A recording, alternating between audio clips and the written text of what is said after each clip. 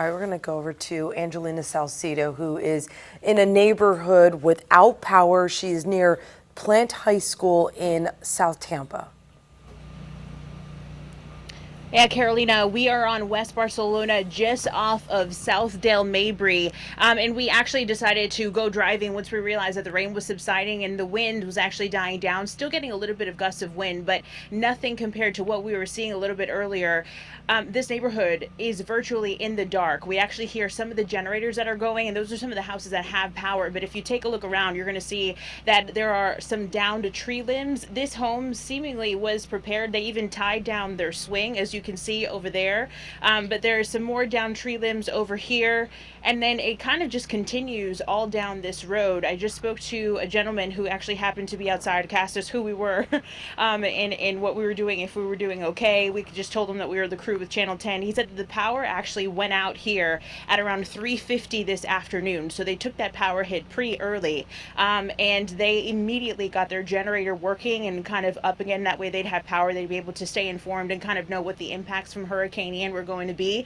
But this is going to be the story here in Tampa Bay, and more specifically in Tampa. There are a lot of people that do not have power right now. TECO once again hunkered down, making sure that they do not go out in winds when they're not supposed to be out.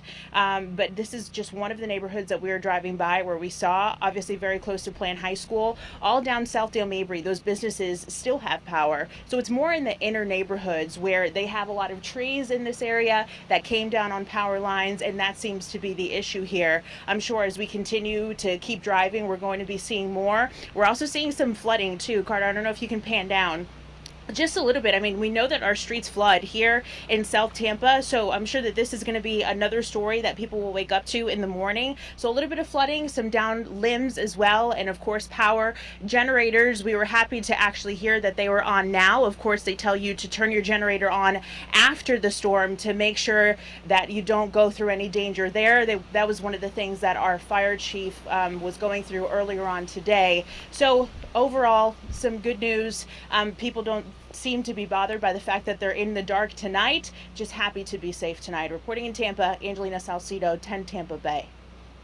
Trouble navigating the roads around that area, given that the power is out? So there were a few of the roads that were kind of hard to travel down. This one specifically, we were making sure that we were driving with our flashlight, shining on the power lines, making sure that we weren't encountering any down lines. But it was pretty decent, so it wasn't bad. If you go out onto Southdale Mabry, that is all lit up. We really didn't encounter any problems there. It's more within the neighborhoods that we're seeing the outages. All right, yeah, there's so many trees there in South Tampa, a lot of trees around the Bay Area, but that particular part of the Bay Area, so many trees, and you're concerned about those trees falling on power lines or falling on vehicles or homes or whatever. It's dangerous, and those trees are going to continue to be vulnerable in the hours and days to come. So keep that in mind. Also, just a reminder about generators. Make sure if you have a portable generator that you're running that outside. Do not even think about taking it inside because of the danger of carbon monoxide. So make also, sure you... sorry yeah, about that. Yeah. Also with that outside, but also make sure that if it is in a garage, it needs to be open. Sometimes people Right. think, if I have the garage door slightly open, Mm-hmm. no, that does not work either. It needs to be outside. So we heard some officials, I believe in Sarasota County, bringing that up ahead of the storm to make sure that people are safe. Yeah, I mean, some people have those generators that are built in to their homes, and they're outside, and But that's been installed by an electrician. That's different. And they're very expensive. So people go the less expensive route and buy one at Home Depot or Lowe's or a place like that, and they're less expensive, still expensive, but less expensive.